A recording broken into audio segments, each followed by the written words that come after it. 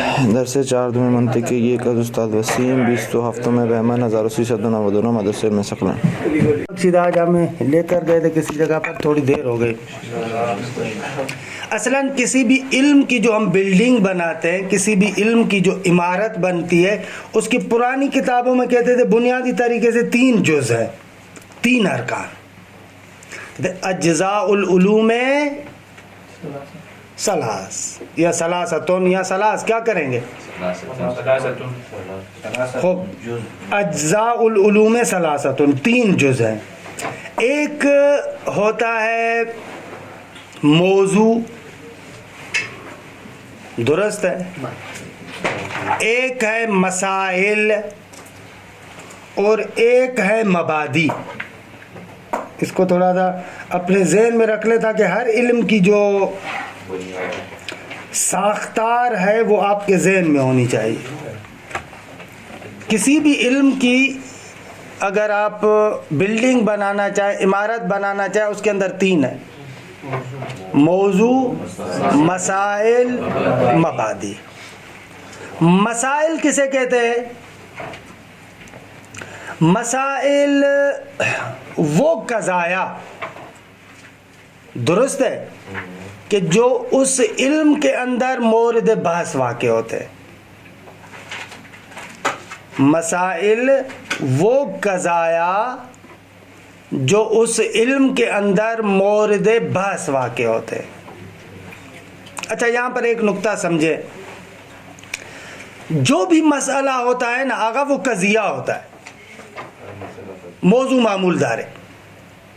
جب بھی آپ کہتے ہیں نا مسئلہ آپ نے کہا یعنی قضیہ ہے، موضوع معمول رکھتا ہے۔ مثلا آپ کہتے ہیں کل فاعل مرفوع، یہ ایک مسئلہ ہے، موضوع معمول دار ہے۔ کل مفعول منصوب۔ اسی طریقے سے ہر علم کا جو مسئلہ ہے وہ ایک قضیہ ہوتا ہے، اس کا اپنا موضوع ہوتا ہے، اپنا معمول ہوتا ہے۔ اب جتنے مسائل ہو گئے، کتنے آپ کے پاس قضایا ہو جائیں گے؟ بہت سارے قضایا ہو جائیں گے۔ مثلا ایک علم کے مسائل اگر 100 مسئلے ہیں تو آپ کے پاس 100 قضیے ہو جائیں گے، ہے نا؟ اچھا، اب یہاں پر ایک اہم مسئلہ آتا ہے کہ ان 100 قضایا کو کون سی چیز آپس میں جوڑتی ہے؟ کیونکہ بھئی ہمارے پاس تو 100 قضیے ہو گئے، 100 موضوع معمول، ہر قضیہ دوسرے قضیے سے جدا ہے۔ آخر یہ 100 قضایا اس علم میں کیوں؟ اس دوسرے علم میں دوسرے 100 قضایا کیوں؟ کون سی مناسبت ہے جو ان 100 قضایا کو آپس میں جوڑ کر ایک علم کو تشکیل دیتی ہے؟ وہاں پر کون سی مناسبت ہے کہ جو ان 100 قضایا کو آپس میں جوڑ کر دوسرے علم کو تشکیل دیتی ہے؟ درست ہے۔ یہاں پر ہمیں ضرورت پڑتی ہے ایک علم کے موضوع کی، یہاں پر ہمیں ضرورت پڑتی ہے ایک علم کے موضوع کی۔ موضوع وہ کلی نقطہ ہوتا ہے جو تمام قضایا کو ایک دوسرے کے ساتھ جوڑ دیتا ہے۔ موضوع وہ ایک کلی نقطہ ہوتا ہے جو تمام قضایا کو، ہر قضیہ جدا گنا موضوع مسائل پر ہے، ان تمام قضایا کو آپس میں جوڑنے والا موضوع وہ محوری اور مرکزی نقطہ ہوتا ہے۔ مثلا آغا مثال دوں میں آپ کو، علم نحو کے اندر مختلف آپ نے قضایا بنایا، کل فاعل مرفوع، کل مفعول منصوب، کل مضاف الیہ مجرور، اسی طریقے سے وحل مجرر، جتنے مسائل ہیں، ان تمام مسائل کو کون جوڑ رہا ہے؟ کلمہ ان تمام مسائل کو آپس میں کیا کرتا ہے؟ جوڑتا ہے۔ کیسے جوڑتا ہے؟ اس طریقے سے، یہ نقطہ لکھ لے، یہ فائدہ دے گا آپ کو۔ جتنے بھی مسائل ہیں ان تمام مسائل کے موضوعات، تمام مسائل کے موضوعات کی نسبت علم کے موضوع سے اس طرح ہوتی ہے جیسے جزئیات کی نسبت کلی کے ساتھ ہوتی ہے۔ دقت کرے حرف سنگینی گفتہ، تمام مسائل کے موضوعات تمام مسائل کے موضوعات کی نسبت اصل موضوع کے ساتھ وہی نسبت ہوتی ہے جو جزئیات کی نسبت کلی کے ساتھ ہوتی ہے. مثلا دیکھیں آقا، زید، عامر، بکر، خالد، یہ تمام کے تمام جزئیات ہیں نا، افراد ہیں نا، ان کی نسبت انسان کے ساتھ کیسی ہے؟ انسان کے تمام افراد ہیں، درست ہے، انسان کے تمام افراد ہیں، انسان کے تمام مصادیق ہیں. تو اسی طریقے سے ہم نے کہا کہ جو مسئلہ ہوتا ہے اس کے اندر، ہر مسئلے کے اندر موضوع ہوتا ہے. تمام موضوعات، مسائل جتنے بھی ہیں، ان تمام مسائل کے موضوعات اصل علم کے موضوع سے ایسے ہیں جیسے زید، عمر، بکر، خالد انسان کی نسبت سے. کلمہ انسان کی منزلت پر ہے. کل فاعل مرفوع، ان میں فاعل، مفعول، مثلا مضاف الیہ، یہ سارے زید، عمر، بکر، خالد کی منزلت پر ہے. تو دیکھیں کتنا رابطہ گہرا ہوا موضوع اور مسائل کا. موضوع جو اصل علم کا ہے وہ مسائل کے ساتھ اس طریقے سے گھرا ہوا ہے، کأنہ وہ مرکزی نقطہ ہے جو اپنے ان تمام جزئیات میں ظاہر ہوتا ہے. مسائل کے اندر موضوع وہ مرکزی نقطہ ہوتا ہے جو ان تمام مسائل کے موضوعات کی شکل میں ظاہر ہوتا ہے. حالہ دیگے یواش یواش. خوب، یہ دو نقطے ہو گئے. تیسرا نقطہ مبادی. مبادی ان امور کو کہا جاتا ہے کہ جن امور پر اس علم کے مسائل کا سمجھنا موقوف ہے. کیا؟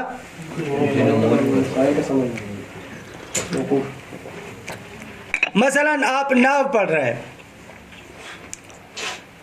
خوب مثلا یہ کہ کلمہ موجود ہے، اصل کلمہ ہے، یہ علم نحو میں آپ نہیں پڑھتے. آپ پڑھتے ہیں کیا کہ کلمہ ہے، بین معنی آئے اور اس کے وجود کو ثابت کریں، یہ تو نہیں ہوتا. یہ آپ کسی اور علم میں پڑھ چکے ہیں یا کسی اور علم نے ثابت کیا کہ بابا کلمہ بھی ایک چیز ہے.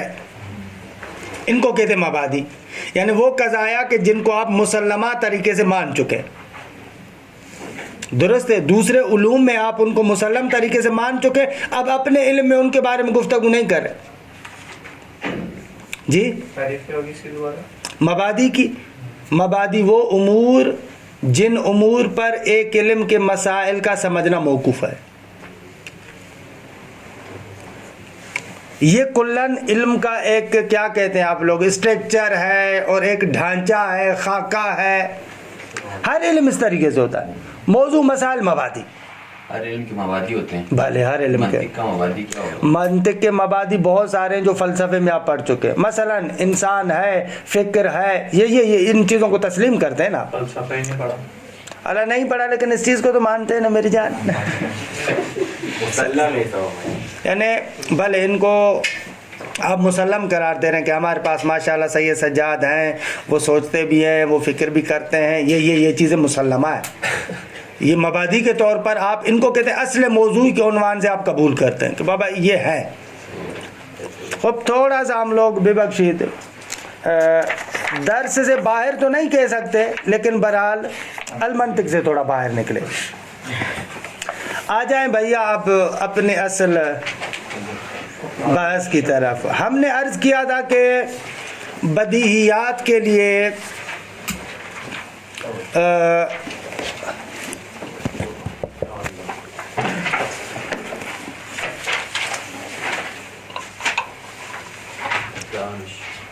اگر یہ جو ہے نا یفقدو ہے، فقط یفقدو ہے. چلو ٹھیک ہے، صحیح. اچھا دیکھیں 2 منٹ دست شمادر نہ کنیں، 2 منٹ اب اس بات پر تھوڑی سی توجہ کریں. ہم نے کہا کہ بدیہی کے لیے ضروری نہیں ہے کہ ہر بندے کو معلوم بھی ہو. بدیہی کے لیے توجہ چاہیے. اسباب توجہ 5 چیزیں ہیں. سب سے پہلا سبب انتباہ ہے، ہوشیاری ہے. غفلت نہیں ہونی چاہیے. اگر غافل ہوگا تو اس پر اوضاع واضحات مخفی رہیں گے. دوسرا نقطہ یہ تھا کہ بابا پاگل بھی نہ ہو، سلامت ذہن بھی ہو. درست ہے، پاگل نہیں ہونا چاہیے، سلامت ذہن ہے، یہ بھی ضروری ہے.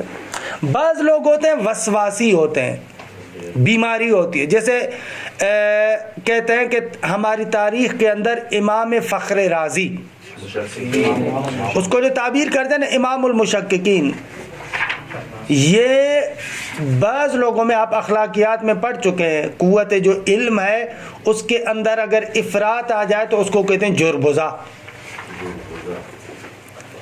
جربزہ یہ آپ لوگ پڑھتے نہیں پڑھے اخلاق میں؟ برحال انشاءاللہ کے بعد بخو نہیں، وہاں پر ہم لوگ کہتے ہیں جربزہ. جربزہ یعنی کیا؟ یعنی واضح ترین چیز بھی اس کا ذہن تسلیم نہیں کرتا، ہے دار شکاکیت ایجاد میں کن، یوں تو یوں کیسے، یوں تو یوں کیسے، یوں تو یوں کیسے. ایک حد تک شک کرنا نارمل ہے، اچھی چیز ہے، لیکن اگر وہ شکاکیت بیماری میں تبدیل ہو جائے، مستقیم الفکر انسان نہ ہو، ہر جگہ پر اس کو شک ہونا شروع ہو جائے، خب یہ بیماری ہے. لیکن ایک حد تک شک انسان کے لیے یقین کی سیڑھی ہے. اگر شک یقین کے لیے سیڑھی بنا ہے تو بہت اچھی چیز ہے، لیکن اگر شک انسان کے لیے منزل بن جائے، توقف گاہ بن جائے، تو پھر واہ ویلا ہے. درست ہے آقا؟ اچھا، یہ سلامت ذہن. سلامت ذہن میں جو یہاں پر بہت زیادہ ہم ناظر ہیں اس قسم کے لوگوں کی طرف ناظر ہیں، وگرنہ معلوم ہے کہ جو بالکل پاگل بندہ ہے اس کی تو بات ہی نہیں کر رہے. سلامت ذہن جو ہم کہہ رہے ہیں یعنی استقامت فکری ہو، جو صحیح بات ہے اس کو تسلیم کرے، جو غلط بات ہے اس کو رد کرے، اور جہاں پر اشکال کرنے کی جگہ ہے وہاں پر واقعاً اشکال کرے. لیکن اشکال کو، شک کو، اشکال کو اپنے لیے منزل نہ بنائے تاکہ اپنے آپ کو ہمیشہ کے لیے یقین کی نعمت سے محروم کر دے. اب یہ غلط ہے، اور اس کی داستان ہے بہت اچھی کہ ہمارے پاس وقت نہیں ہے، میں صرف اشارہ کرتا ہوں. جو آپ اہل ذوق ہے اگر آپ اس کی طرف رجوع کریں تو شک کی داستان دونوں سرزمینوں پر، اسلامی سرزمین پر بھی، مغربی سرزمین پر بھی بہت اچھی داستان ہے. ایک مغربی سرزمین میں ڈیکارٹ، درست ہے، اور اسلامی سرزمین پر امام غزالی. ان دونوں کے رسالے ہیں، کتابیں لکھی ہوئی ہیں ان دونوں کی، کہ ڈیکارٹ نے کہا جتنی بھی میری معلومات ہے ایک مرتبہ میں اپنے تمام اعتقادات اور معلومات کی بلڈنگ کے اندر شک پیدا کرتا ہوں، مشکوک کرتا ہوں اپنی تمام باتوں کو. ضروری تھوڑی ہے یہ جو یہ ایسے ہو، شک سے آغاز کرتا ہے. خوبصورت داستان ہے، اس کا رسالہ بھی ادھر پڑا ہوا ہے، فارسی زبان میں ترجمہ ہوا ہے، ادھر پڑا ہوا ہے، اللہ نام میرے ذہن میں نہیں ہے، ادھر کتاب خانے میں پڑا ہوا ہے. اور امام غزالی نے بھی ایسے کتاب لکھی، تمام علوم میں شک کیا، شک سے آغاز کرتے ہیں ایسے، اور واقعاً خوندنیت دونوں رسالے پڑھنے کے لائق. درست ہے. لیکن جو ڈیکارٹ نے شک کا آغاز کیا خود سے، تو اس نے کہا کہ میں اس شک سے عبور کر کے یقین کی طرف آتا ہوں. لیکن شک کے جو 6 مرحلے ذکر کیے اس میں پورے غرب کو ڈبو دیا، آج تک وہ اس شک سے باہر نہیں نکل پائے. اس نے بھی جواب دیا اپنے طریقے سے، لیکن اس کی شکاکیت کا مرحلہ اتنا قوی تھا کہ جو جواب آیا وہ اتنا مزیدار نہیں تھا. پورا غرب اس شک کے سمندر میں ڈوب گیا معرفتی طریقے سے. ہاں یہ ایک علمی داستان ہے اپنی جگہ پر، بہت بڑی بڑی ایسے شکاکیت بہت بڑی مصیبت ہے. کبھی کبھار ایسے ہوتا ہے انسان پہلا مرحلہ اتنا خوبصورت طے کرتا ہے کہ دوسرے مرحلے میں پھر کیا ہوتا ہے، ڈگمگا جاتا ہے. امام غزالی کی بھی کتاب پڑھنے والی ہے، بہت پیاری کتاب ہے امام غزالی کی، اور اس کی حقیقی کیفیت تھی. وہ خود لکھتا ہے کہ میں اس کیفیت میں تھا، اگر میں صوفیاء اور عرفاء کے پاس نہ جاتا اور اگر میں اس راہ کو اختیار نہ کرتا تو غزالی کے بقول میں اس راہ میں ڈوب جاتا. اس نے بھی ایسے، ڈیکارٹ نے بھی ایسے کیا، جو بنیاد شک کی ڈالی اس پر یقین کی عمارت اچھی کھڑی نہیں کر پایا. ادھر سے امام غزالی نے بھی جو شک کی بنیاد ڈالی کہ جس کی بنا پر تمام عالم تسنن کو فلسفے سے محروم کر دیا. آج تک جو اہل سنت میں فلسفے کا نام و نشان نہیں، چند اصطلاحات کے علاوہ اس سارے سفرے سے ان کو محروم کرنے والا امام غزالی اور فخر رازی ہے. وہ لوگ تو کہتے ہیں ان لوگوں نے فلسفے کو باطل کر دیا، ہمارے اعتبار سے نا کچھ شکوک ایسے تھے، ان میں ایسے پھنسے کہ اصلاً پوری اپنی قوم کو، اپنے فرقے کو ڈبو دیا. ایسے وہ کہتے ہیں، وہ لوگ اہل سنت والے اس کو اس کے ساتھ کہتے ہیں، کیا کہتے ہیں، بڑے فخر کے ساتھ کہتے ہیں کہ انہوں نے فلسفے کی بساط لپیٹ دی، یونانیوں کے فلسفے کی ریڑھ نکال دی. لیکن حقیقت یہ کہ ایسی دلدل میں خود پھنسے کہ ان کے دیکھے جوابات نہیں دے پائے. اور الحمدللہ صد الحمدللہ کہ ہمارے مکتب کے اندر ایسے افراد آئے کہ جنہوں نے اس شک کی جو انہوں نے موہوم سی دیوار کھڑی کی تھی اس کو گرا کے پھینک دیا. ان میں سے اہم ترین بندہ امام فخر رازی کے مقابلے میں خواجہ نصیر الدین طوسی. اللہ یہ بھی کیونکہ معقولات کی داستان ہے، یہ تھوڑی بہت ہونی چاہیے آپ لوگوں کے ذہن میں، مربوط ہے ان چیزوں کے ساتھ. اگر اس طریقے سے کافی عرصے سے ہم لوگ حاشیے میں نہیں گئے، مشکل نہ دار، تھوڑا حاشیہ بھی سن لیں. صحیح ہے. یہ اس سے کیا ہے، علوم کے پس منظر کا پتہ چلتا ہے. آگا انسان کے اندر وہ پیدا ہوتا ہے، شوق پیدا ہوتا ہے. ہماری سرزمین، ہمارے فرقے کے اندر خواجہ نصیر الدین طوسی، بھلے خواجہ نصیر الدین طوسی وہ مرد ہے کہ جو باقاعدہ ان کے ساتھ جس نے کشتی کی ہے علمی طریقے سے. فخر رازی نے کتاب لکھی، ابو علی سینا کی کتاب الاشارات و تنبیہات پر شرح لکھی، وہ اشکالات سے بھر دی. خواجہ نصیر الدین طوسیہ انہوں نے پھر شرح کی، کہا کہ نہ تمہارے اشکالات وارد نہیں. اس طریقے سے فخر رازی نے تو ابو علی سینا کو وہ قرار دیا تھا نا خنزیر، کافر. نہ کافر کہا تھا امام غزالی نے، فخر رازی نے نا خنزیر نہیں کہا تھا. وہ خنزیر نہیں کہا اسلام سے باہر ہو چکا. نہ خنزیر نہیں کہا تھا. کافر علیحدہ بات ہے. ہاں کافر پہلے وہ ہے، ان کی کتاب ہے. ادھر ہمارے یہاں تھوڑا سا کتابوں کے ساتھ الجھیں آپ بھی، اچھی چیز ہے. ادھر کتاب پڑھیے تحافت الفلاسفہ، تحافت الفلاسفہ امام غزالی کی، جس میں اس نے 20 مسئلے اٹھائے ہیں اور ان 20 مسئلوں کی بنا پر 20 مسئلوں میں کہا ہے کہ یہ فلسفے کے عام ترین یہ 20 مسئلے اور ان کو میں رد کرتا ہوں. اور ان 20 مسئلوں میں سے 3 مسئلے ایسے ہیں کہ امام غزالی کے بقول کے جو فلاسفہ کے کفر کا باعث بنتے ہیں. 3 مسئلے بقول اس کے: ایک حدوث عالم کا انکار، عالم کے حادثے زمانی ہونے کا انکار، معاد جسمانی کا انکار، اور علم خدا کا جزئیات کے بارے میں انکار. یہ 3 مسئلے ایسے ہیں بقول امام غزالی کے کہ جن کی وجہ سے ہم فتویٰ دیتے ہیں کہ فلاسفہ سب کافر ہیں. ہمارے یہاں بھی تو منع کرتا ہے فلسفہ پڑھنا. بہت افسوس کے ساتھ کہنا پڑتا ہے کہ ہم لوگ جو ہر موقع پر ان لوگوں کے ساتھ جھگڑتے ہیں، اس مسئلے کے اندر جو ہمارے ظاہر بین ہیں وہ لوگ عیناً امام غزالی کی باتوں کا تکرار کرتے ہیں.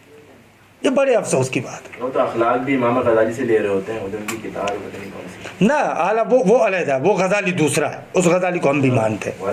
غزالی کی شخصیت ہے. ابھی ہم غزالی فلسفی پر کریں، غزالی عارف اور اخلاق کے جو وہ مصنف ہیں، عارف ہیں، صوفی ہیں، وہ غزالی اور ہے، اس غزالی کو ہم مانتے ہیں. لیکن یہ والا جو ابھی فلسفی اور متکلم غزالی ہے، اس کو نہیں مانتے.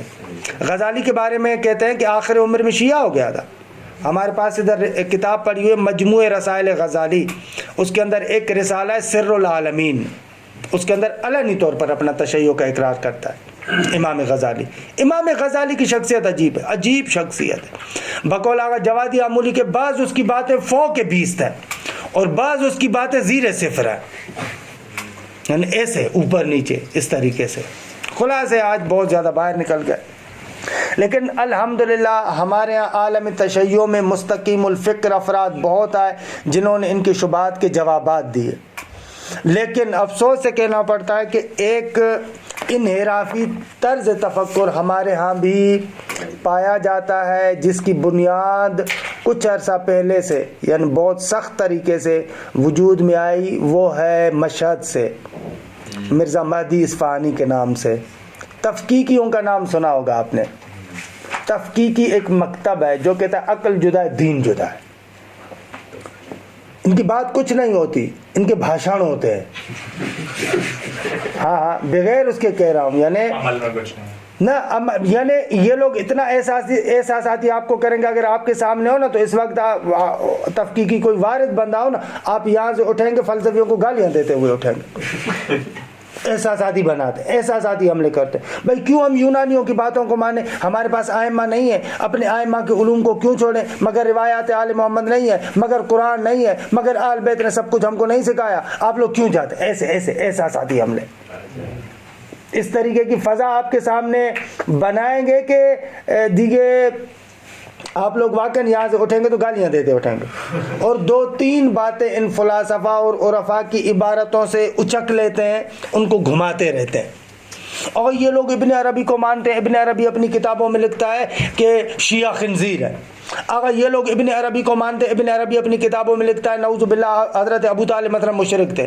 اگر یہ لوگ ابن عربی کو مانتے ہیں, ابن عربی اپنی کتابوں میں لکھتا ہے کہ حضرت فرعون جو ہے وہ کیا اس دنیا سے با ایمان گیا تھا, طاہر و مطہر گیا تھا. اگر یہ لوگ ایسے چند عبارتیں اٹھائی ہوئی ہیں اس کے سیاق و سباق سے کاٹ کر کہ کیا مقصد ہے, کس طریقے سے وہ کیا کہنا چاہتا ہے, ان کا اتنا وہ کرتے ہیں, خوب گھمائیں گے. ایک طرف سے یہ, پھر دوسری طرف سے ہمارے جو بعض بزرگان ہیں, دیکھیں ہمارے فقہا ہمارے سر کے تاج ہیں, لیکن ایک جو عقلی بات ہے کہ جس کو ہر عقل مند انسان مانے, وہ یہ کہ فقیہ یعنی جس نے فقہ میں کام کیا, فقیہ یعنی جس نے فقہ و اصول میں کام کیا. اما اس کا مقصد یہ نہیں ہے کہ میں آ کر فقیہ کی ان باتوں کو بھی مانوں کہ جن باتوں میں اس نے کام نہیں کیا. بابا اگر ایک فقیہ نے فلسفے میں کام نہیں کیا تو 1000 مرتبہ کہتا رہے میں فلسفے کو نہیں مانتا, ہم اس کی بات کو نہیں مانیں گے. کیوں مانیں؟ یعنی یہ تو آج کل کی دنیا کے اندر ایک واضح سی بات ہے نا بابا اگر آپ نے کام کیا ہے چش, اگر کام نہیں کیا تو کیوں آپ کی بات کو قبول کریں؟ الحمدللہ آپ نے فقہ و اصول میں کام کیا, آپ ہمارے سر کے تاج ہیں, بسم اللہ, آپ جو فتویٰ دیتے ہیں ہم قبول کرتے ہیں. لیکن جب دوسری وادی میں آپ نے قدم نہیں رکھا, دوسری وادی میں آپ نے کام نہیں کیا, اولاً شما حق نہ داری ہوں جا حرف بزنی, وثانیاً اگر حرف ہم بزنی ما قبول نمی کنی. یہ ایک دوسرا جھانسا جو ان لوگوں کا ہے, وہ بڑے بڑے فقیوں کے نام لے کر فلاں مخالف ہے, آقا وحید مخالف ہے, آقا فلاں مخالف ہے. آقا ہوتا ہے کیا ہوتا ہے کیا فرق پڑتا ہے؟ نہیں یہ واقعہ نہیں, یعنی انسان کے اندر حریت فکری ہونی چاہیے.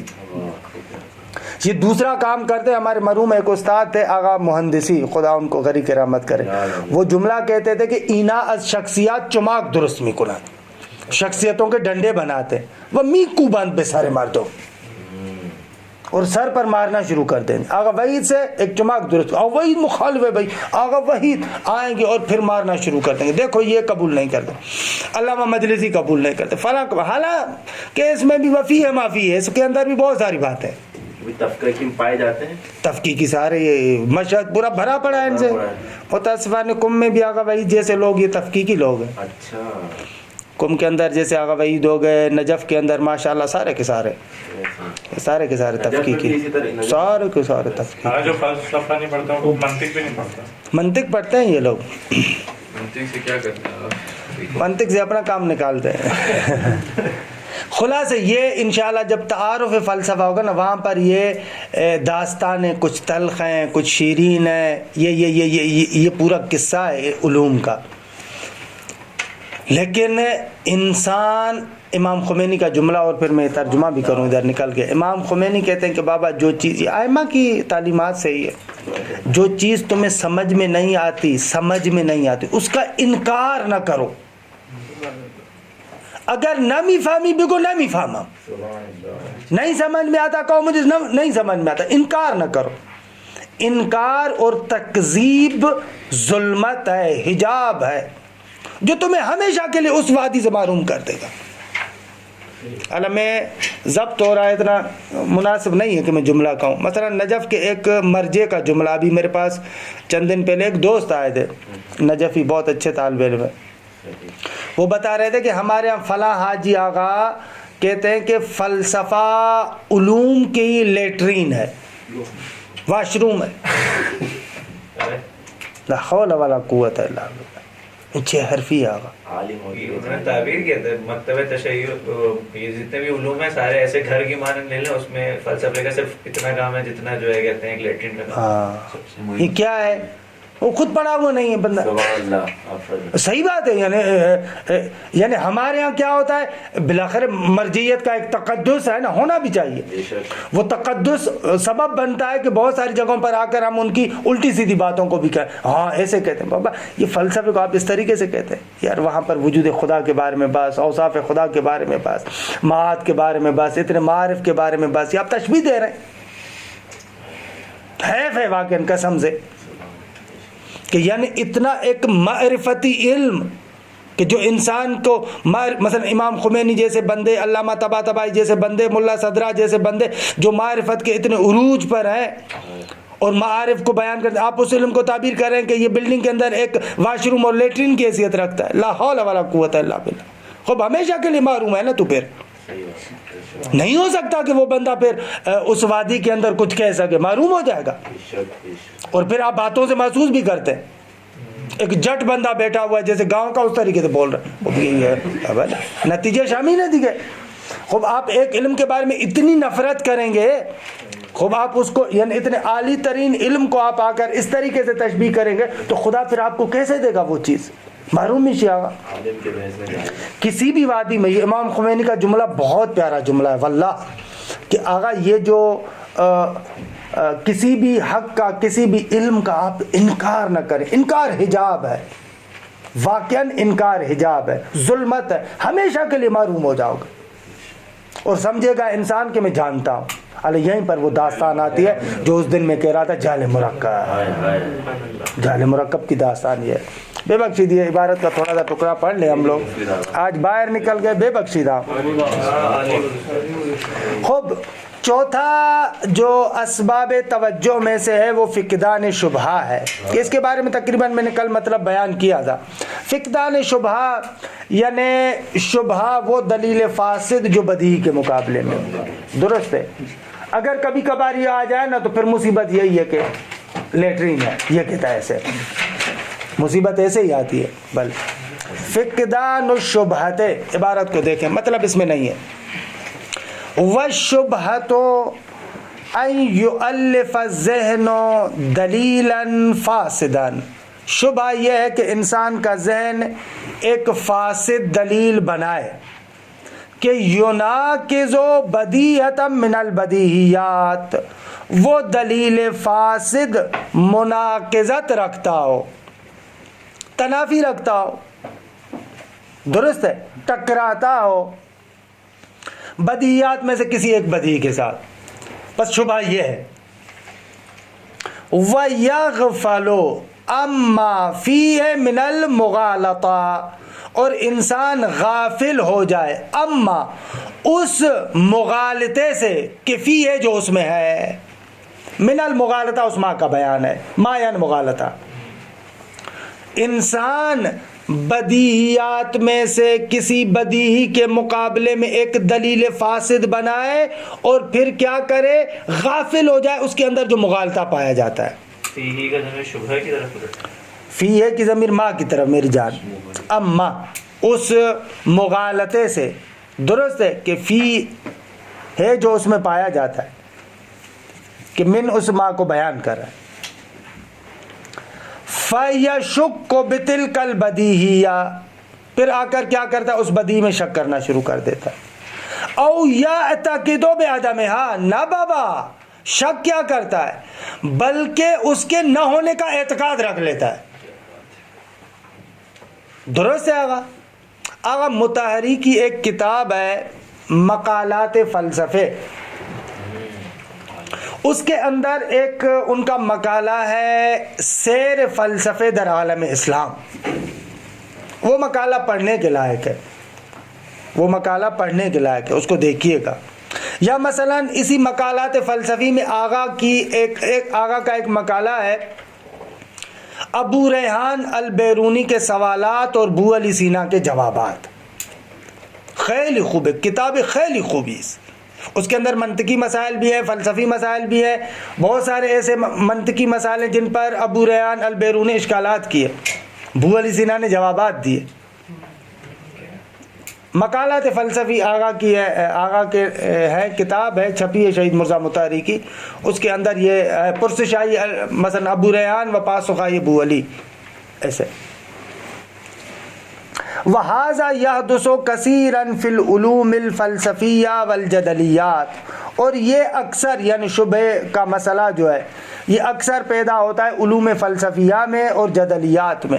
جدلیات جیسے مناظرہ ہو گیا، یا ہم تو کلام کو بھی جدلی کہتے ہیں، جدلیات میں شمار ہے دیگر. درست ہے.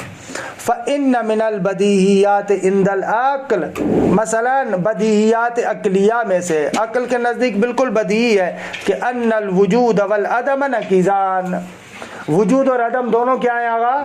نقیض ہے. اور وَأَنَّ النَّقِیضَيْنِ لَا يَجْتَمِعَانِ وَلَا يَرْتَفِعَانِ، اور نقیضین نہ جمع ہو سکتے ہیں نہ مرتفع ہو سکتے ہیں. وَلَكِنْ بَعْضُ الْمُتَكَلِّمِينَ، لیکن بعض متکلمین کے مراد یہاں پر معتزلہ ہیں، دخلت علیہ شبہہ، ان کے سامنے ایک شبہ آیا ہے. درست ہے. فی هذه البدیہ، اس بدی کے بارے میں ان پر ایک شبہ وارد ہوا ہے کہ کل میں نے اس کی تھوڑی سی وضاحت کی تھی. ان لوگوں نے کیا شبہ یا ان کے لیے واضح ہوا ہے؟ ہاں، یہ مقصد عربی میں لکھتے ایسے ہیں، مشکل ہے ان یعنی کأنہو ان کو محل فرض کر دے رہے ہیں، اور یہاں پر جو ہے وہ کہ ان پر شبہ وارد ہوا ہے. ایسے مراد وہی ہے کہ انہوں نے شبہ کیا ہے اور ان پر شبہ ہے. اس کو تفنن عبارت آپ سمجھ لیں. دخلت علیہ شبہ، ان بعض متکلمین پر شبہ داخل ہوا ہے، یعنی ایک شبہ وارد ہوا ہے. اللہ، وہ شبہ کرنے والے بھی خود ہیں، بیچارے نہیں سمجھ پہ، ان کے ذہنوں نے ایک فاسد دلیل بنائی جیسے کل میں نے ذکر کی تھی. فحسبہ، اور ان بعض متکلمین نے گمان کیا ان الوجود والعدم لہما واسطۃ، وجود اور عدم کے درمیان واسطہ ہے، یعنی ایک شے ہے کہ جو نہ وجود ہے نہ عدم ہے. وَسَمَّاهَا الْحَالَ، اور ان متکلمین نے، بعض متکلمین نے اس واسطے کو حال کا نام دیا ہے. فَهُمَا يَرْتَفِعَانِ عِنْدَهَا، اور دونوں یعنی اجتماع نقیضین اور ارتفاع نقیضین. درست. فَهُمَا یعنی یہ نقیضین، يَرْتَفِعَانِ دونوں مرتفع ہو جاتے ہیں، عِنْدَهَا اس واسطے پر، اس واسطے کے مورد میں نہ وجود ہے نہ عدم ہے. درست ہے آگا؟ ولا روشن ہے یا نا؟ اگر روشن نہیں تو پھر کہوں. وَسَمَّاهَا الْحَالَ، وہ جو درمیان میں واسطہ فرض کیا ہے نا، جو نہ وجود ہے نہ عدم ہے، اس کو حال کا، اور کہتے ہیں اس حال کے مورد میں دونوں نقیضین مرتفع ہو جاتے ہیں، یعنی یہ حال نہ موجود ہے اور یہ حال نہ معدوم ہے. ایسے. ولیکن مستقیم التفکیر، لیکن جو مستقیم الفکر انسان ہے، اذا حدث له تلک، اگر یہ شبہ اس کے سامنے آ جائے، وعجز ان کشف المغالطہ، اور شبہ کا جواب نہ بھی دے پائے، مغالطے کو کشف نہ بھی کر پائے، تو مستقیم الفکر انسان کا کام کیا ہے؟ ایک جملہ کہہ دے، یردھا، اس شبہ کو رد کرے گا، وَيَقُولُ، اور کہے گا، اِنَّهَا شُبْهَةٌ فِي مُقَابِلِ الْبَدِيعِ، بدی کے مقابلے میں شبہ ہے. اگر جواب نہیں بھی دے پاتا، اس مغالطے کو کشف نہیں بھی کر پاتا، تو بھی مستقیم الفکر انسان کا کام یہ ہے کہ وہ کہے کہ بابا یہ بدی کے مقابلے میں شبہ ہے. درست ہے. یہ ایک بہت اچھا ہتھیار دے رہا ہوگا مظفر آپ کے ہاتھ میں. جب جواب نہ دے پائے اور سامنے والا بالکل وہ کرے تو آخر میں کہہ دو بھائی یہ بدی کے مقابلے میں شبہ ہے. ہاں خوب. یہ چوتھا نقطہ، 2 منٹ ہے ہمارے پاس، یہ بس آخری عبارت کا ٹکڑا. اور 5واں نقطہ کہ یہ بس ختم ہو جائے نا، پھر تعریف فکر اور نظر کو پڑھیں گے. 5واں اسباب توجہ میں سے یہ کہ کبھی کبھار ایک بدیہی کے لیے عملی کام کرنا پڑتا ہے. فکر کی ضرورت نہیں ہے لیکن عملی کام کرنا پڑتا ہے. درست ہے. مثلا جیسے آپ نے سنا ہے متواترات، آپ پڑھ کر بھی ہیں، قضایا متواترات. قضایا متواترات ان قضایا کو کہتے ہیں کہ جو آپ کو اتنے لوگ بتاتے ہیں کہ جن لوگوں کا معمولاً جھوٹ پر گٹھ جوڑ کرنا محال ہے. ایک نے بتایا، دوسرے نے بتایا، تیسرے نے بتایا، چوتھے نے بتایا، 5ویں نے بتایا کہ آپ کو یقین حاصل ہو گیا. اب یہاں پر متواترات بدیہیات کے قسم میں سے ہے، لیکن اس کے اندر آپ کو عمل کی ضرورت ہے. کون سا عمل؟ ایک سے سنیں، دوسرے سے سنیں، تیسرے سے سنیں، چوتھے سے سنیں، پانچویں سے سنیں، یہاں تک کہ آپ کے لیے وہ یقین آور ہو جائے. روشن ہوا؟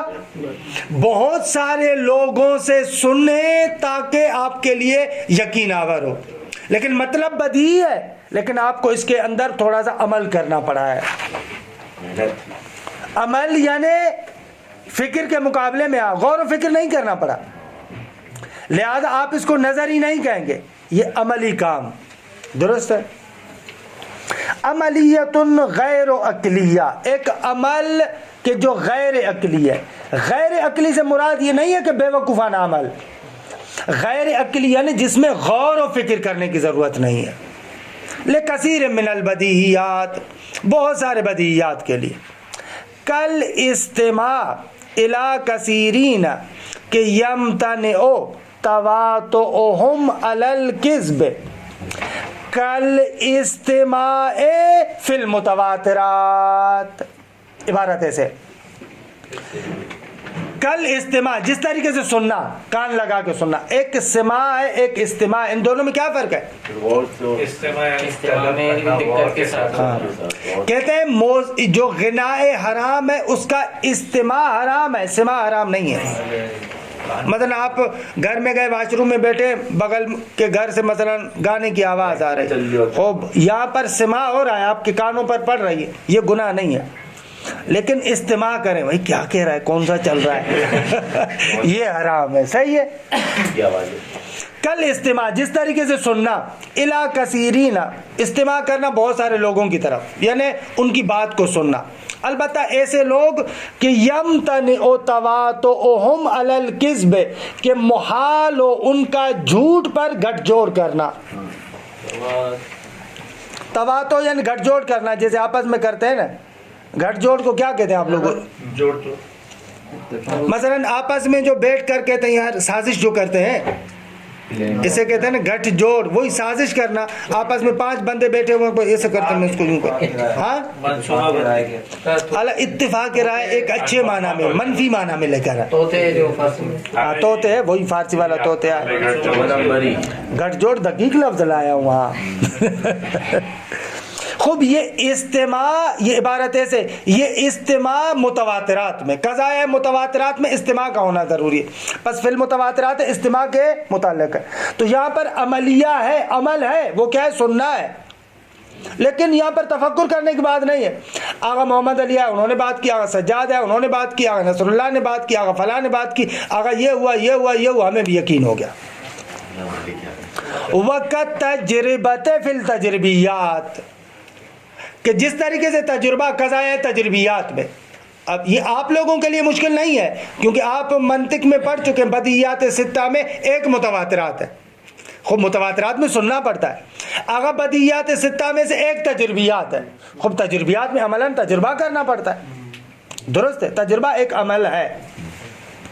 وَكَسَعْيِ الْإِنسَانِ لِمُشَاهَدَةِ بِلَادٍ. درست ہے. آگا مشاہدات میں، بدیہیات میں آپ مشاہدات کو بھی لے کر آتے ہیں، لیکن ان میں مشاہدہ کرنا پڑتا ہے، دیکھنا پڑتا ہے. وَكَسَعْيِ الْإِنسان جیسے انسان کی کوشش کرنا، لِمُشَاهَدَةِ بِلَادٍ مختلف شہروں کو دیکھنے کے لیے. آپ یہاں سے ٹکٹ لیتے ہیں، او مثلا پتہ نہیں کہاں چلے جاتے ہیں. اور استماع صوت فی المحسوسات، یا مثلا ہم لوگوں نے کہا کہ قضائے محسوسات بھی بدیہیات میں سے، لیکن بالآخر آغا محسوسات میں سننا پڑتا ہے، دیکھنا پڑتا ہے نا. خوب یہ محسوسات کو آپ دونوں کے متعلق کریں تو خوبصورت ہوگا. کسعی الانسان لمشاہدۃ بلاد اور استماع صوت فی المحسوسات. محسوسات میں یا ان اشاروں کو دیکھنا پڑتا ہے یا سننا پڑتا ہے. قضائے محسوسات ایسا ہے نا، یا آپ کو سننے کے ذریعے سے پتہ چلتا ہے یا دیکھنے. محسوسات جو ہوا سے خمسہ ظاہرہ کے ذریعے سے معلوم ہوتے ہیں. وما الی ذالک، اور اس طریقے سے اور بہت ساری مثالیں. فَإِذَا احْتَاجَ الْإِنسَانُ لِلْعِلْمِ بِشَيْءٍ إِلَى تَجْرِبَةٍ طَوِيلَةٍ مَثَلًا وَأَنَاءٍ عَمَلِيٍّ فَلَا يَجْعَلُهُ ذَلِكَ عِلْمًا نَظَرِيًّا مَا دَامَ لَا يَحْتَاجُ إِلَى الْفِكْرِ وَالْعَمَلِيَّةِ الْعَقْلِيَّةِ کہ اصل نقطہ یہی ہے. کہتے ہیں کہ جب انسان محتاج ہو ایک شے کے علم کے لیے ایک طویل تجربے کی طرف، مثلا وَأَنَاءٍ عَمَلِيٍّ یا عملی طور پر زحمت، وہی انا ہے یا انا ہے لغت میں دیکھیے گا زحمت کے معنی میں، درست ہے آقا، ایک عملی زحمت کی طرف، تو یہ چیز اس شے کے علم کو قرار نہیں دیتی علم نظری. فَإِذَا احْتَاجَ الْإِنسَانُ لِلْعِلْمِ بِشَيْءٍ إِلَى تَجْرِبَةٍ طَوِيلَةٍ فَلَا يَجْعَلُهُ ذَلِكَ عِلْمًا نَظَرِيًّا. درست ہے. تو یہ شے ذالک یعنی یہ تجربہ طویلہ انائے عملی یہ قرار نہیں دیتی، ذالک یجعلو کا فاعل ہے، ہو اس علم بشے کو قرار نہیں دیتی، کیا؟ علم نظری، علم نظری، علم نظری قرار نہیں دیتی ایک شرط تک، ما دام لا یحتاج الی الفکر والعملیۃ العقلیہ، جب تک وہ فکر کا محتاج نہ بنے، جب تک اس کے اندر غور و فکر کرنے کی ضرورت نہ پڑے، فقط عملی کام ایک شے کو علم نظری نہیں بناتا. وصلی اللہ علی محمد و اہل بیتہ الطیبین الطاہرین.